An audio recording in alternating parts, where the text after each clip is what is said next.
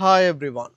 அமெரிக்காவையும் இஸ்ரேலையும் மிரட்டும் வகையில் ஈரானின் தாக்குதல்கள் தொடர்ச்சியாக காணப்படுகிறது.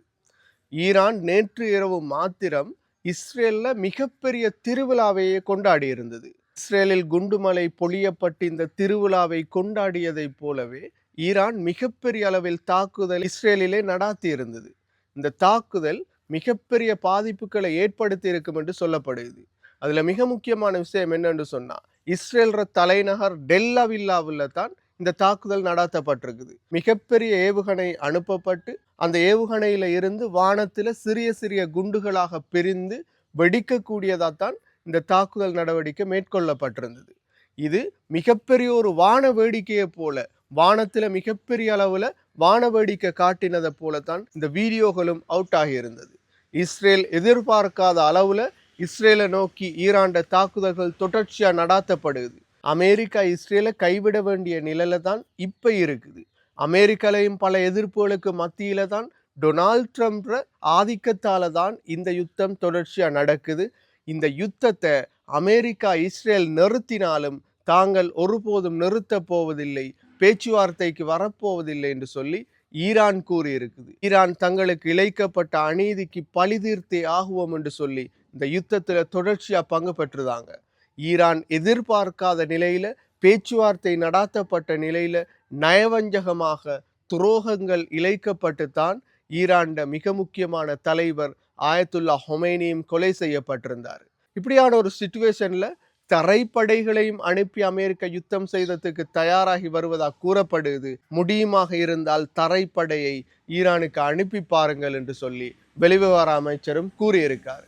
இது ஒரு பக்கம் இருக்க, இலங்கையை நோக்கி ஈரான் இரண்டாவது கப்பல் வந்த நிலையில அந்த கப்பலையும் எமது நாட்டு ஜனாதிபதி முழுமையான அனுசரணையில அந்த கப்பல்ல உள்ளவங்களை மீட்டிருக்காங்க. கப்பல்ல உள்ள 208 பேரையும் மீட்டு கொழும்பு துறைமுகத்துல வச்சு மீட்டிருக்காங்க.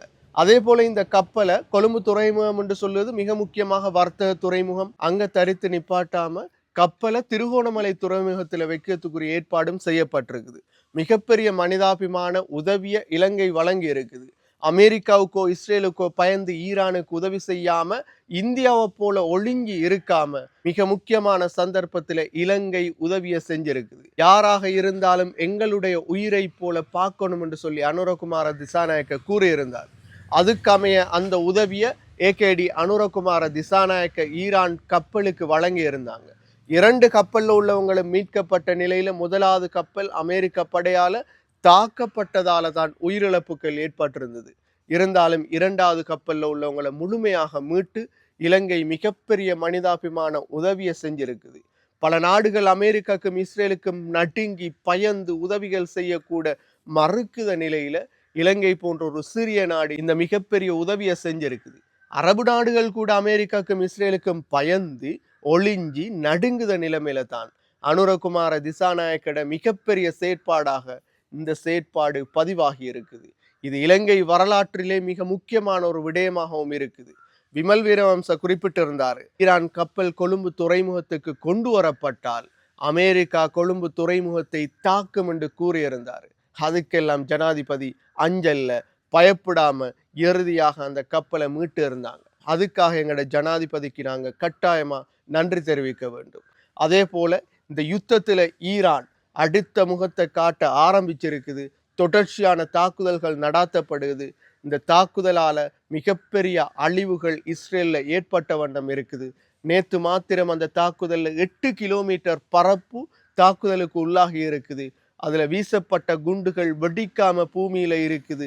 எந்த நேரத்திலையும் சில குண்டுகள் வெடிக்கும் என்ற அபாயமும் இருக்குது. இஸ்ரேல்ல மிகப்பெரிய அவலங்கள் ஏற்படக்கூடிய நிலைமைக்கு இஸ்ரேல் தள்ளப்பட்டிருக்குது. ஈரான்லேயே கையை வச்சோம் என்று சொல்லி இஸ்ரேல் யோசிக்க வேண்டிய நிலையில தான் இப்ப இஸ்ரேல் இருக்குது.